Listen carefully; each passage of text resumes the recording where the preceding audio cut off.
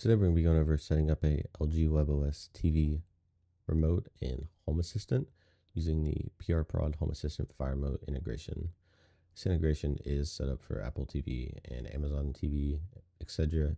It does not have direct LG WebOS TV integration. However, there are some custom things we can do in the YAML files enable to set it up for LG WebOS. This video does assume that you already have the LG WebOS integration installed and your TV added in HomeAssistant. If you don't have that set up yet, there are plenty of videos out there that walk you through this and also the guide on HomeAssistant on exactly how to set it up. This allows you to do things with Quick Connect, such as open Hulu real quick, as well as it's a pop-up card, so it doesn't take up much space on your main screen. So you can just click to pop it up and you have everything you need. It's very nice on mobile to have your TV remote just on your phone. We'll go ahead and get to the tutorial. So we're going to come over here to HomeAssistant, to the hacks, and there's two repositories you want to add, the FireMote card and Bubble card. Kind of went over in the tutorial on how everything worked with Bubble card. I found it a lot easier to use on mobile, so that's why we're going to be adding it in. If you want to skip past the Bubble card and just go straight into the remote, just go to the next section where we'll be starting to set up the remote and programming all the buttons. So now that we are here in the dashboard, the next step, we're going to want to add the card. So if you come into add card and scroll down to custom cards, Bubble card. For the card type, we're going to want to add a pop-up. For the hash, you're going to set a name that you can remember because we want to be coming back to this very soon. For header settings, you want to set it to state, and you want to set it to your TV that you'll be using. So we'll set it to this one. For the settings, you can set a name. So I normally just do TV for whatever room it's in, and you can choose the state, and there's a lot of customizable options. What this will allow you to do is it'll tell you when your TV is on or off and what it's playing, as well as it'll pop up with a little icon for what application it's currently running. So for the pop-up, that's all we'll do here for now. So we'll just save this. And if you close this out, you'll see there's nothing there. Well, that's because we have to add in to get to the pop-up. So we'll do the same thing. We're going to add another bubble card. But for this one, we're going to do a switch or a button. The entity, you're going to set the same TV. Go ahead and set it for TV. And it's going to do the same thing if you want it to show if it's on or off. I like doing it because whenever I don't have the pop-up, I can still see if the TV is on or off and the remote's not there. So it's really nice to see. So for tap action on card, you're going to go click on it. Then for tap action, take it from toggle to navigate. For navigation path, we want to put the hash that we had before. So right here, we're going to save. Now when you back out and press done, when you click on it, pop-up shows up. These are not the same thing. They're two separate ones. Remember, this is the pop-up that it's coming to whenever we click on it. So now the remote's going to go down here. And this looks a lot better on mobile. So now we're going to go to setting up the remote. So now that we have our bubble card set up, we want to go to our file editor and go to our configuration.yaml file and add wake on LAN, just as shown. After that's done, you want to go to settings, automations and scenes, and scripts. I already have my script here, but I'm going to go over making it again. I'm going to create a script and new script. I'm going to add a building block. You want to do a sequence. Then you want to add another building block and do a choose. So for option one, if your entity of,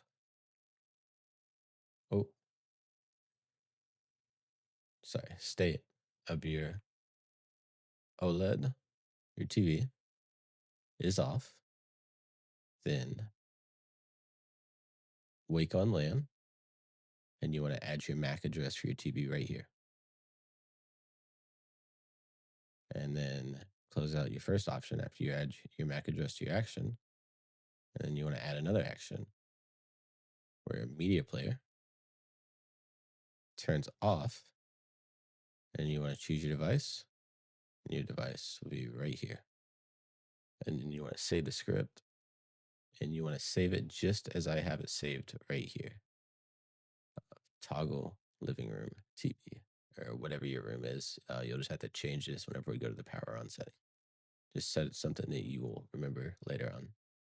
So now that we got all that set up, we're back here in the dashboard, and now we're going to get the remote all set up and configured to get ready to start assigning controls.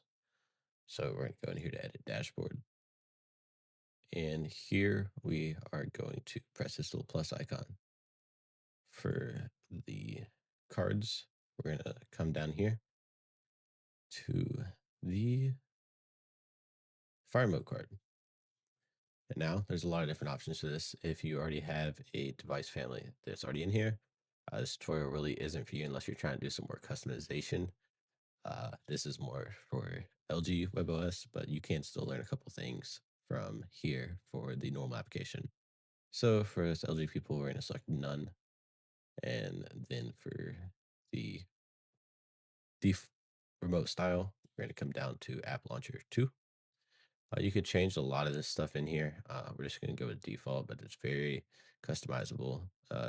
Give it a name, change the style, and do the skin and everything, which we'll just do a blue skin. I don't have this on my own, but we'll just go ahead and add it in there. So once we get this part done, we're going to show the code editor. So this is your YAML file for it. And what we're going to do here is we are going to go ahead and start adding the applications to be able to add everything in. So what we'll need to do for that is just add app launch.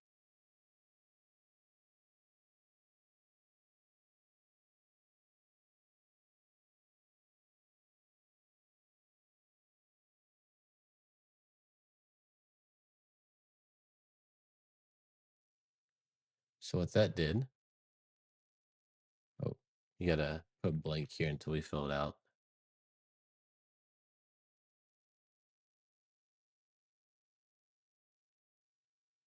That did was give us our buttons, what we're gonna do. So we're just gonna go ahead and start by configuring. I'm just gonna do Hulu, just a couple once we get to that point.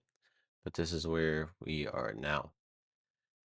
So in order to configure the buttons, we are going to have to add in button overrides. So what we'll do is add in button overrides.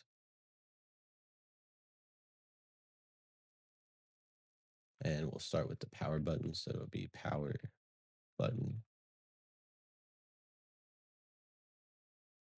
script. And then whatever the name of that script you put in. So I'm just going to put in mine.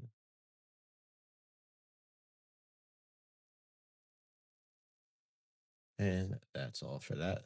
So right there, we've now configured the power button. I click right here and give it a second. You'll see that the TV will power on. I actually might have to save this before it'll power on. We'll just give it a second. But for all these other buttons, yes, the TV powered on. I'm going to go ahead and power it off so I don't freak anyone out in the house. Uh, Whenever you click a button, it tells you what button it is and that it needs to be override to be able to use it. So I have a file that I'm going to put in the description, and it will have all the buttons for the remote set up for LG, and I'll go over in 1 second. I'm just going to paste it in here. All right, so now that we have everything pasted in, I'm just going to go over it real quick. We already went over the power button. So each button had, so for volume up button, it's called the service for the LG WebOS TV button, which is showed here. WebOS TV button, target, and this will be your entity for the TV, and just input that. And for data, do button and volume up. All the different buttons are here as shown previous, and you'll just fill that out for whatever button you're trying to map. So now that we have that, we just have these blank buttons that we need to map to each of the services that we want access to for Quick Connect. So what we'll do is we'll come right here and add custom launchers. Underneath that, just want to add friendly name. For this, we're going to do Hulu TV. And then we're going to add background. I do lime green and image path. We'll come back to this in just a second, but that is going to go right here. So now we're going to come back down and set the service. For the service, it's going to be media player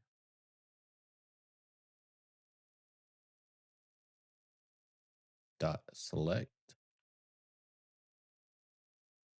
source. Next, we're going to add the target, and this is going to be where you put your TV.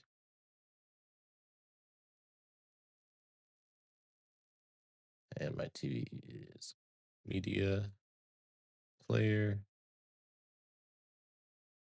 right here, this one. And then for the data, we're going to set the source to Hulu. Now, see, we have nothing here. We need to set the image path real quick. So I'm just going to go real quick how to get to your image path. So, let me get to the right area. So you want to do it in this format: data, image, SVG, correction, SVG plus XML base 64, comma.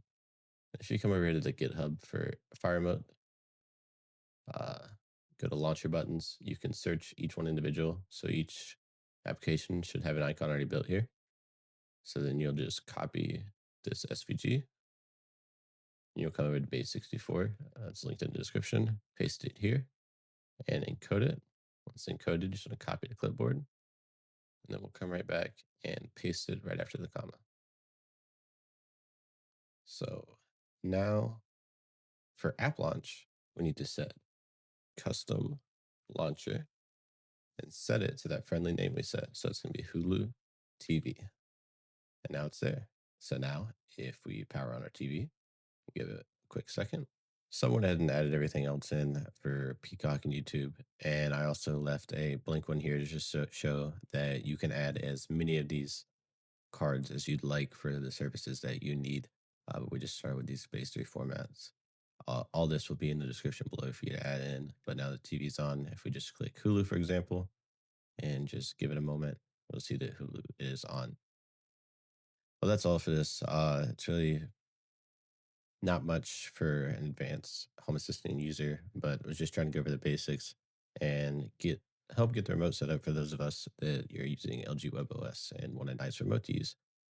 If there's anything you feel like I could have done better or any questions you have, just leave a comment below and have a good one.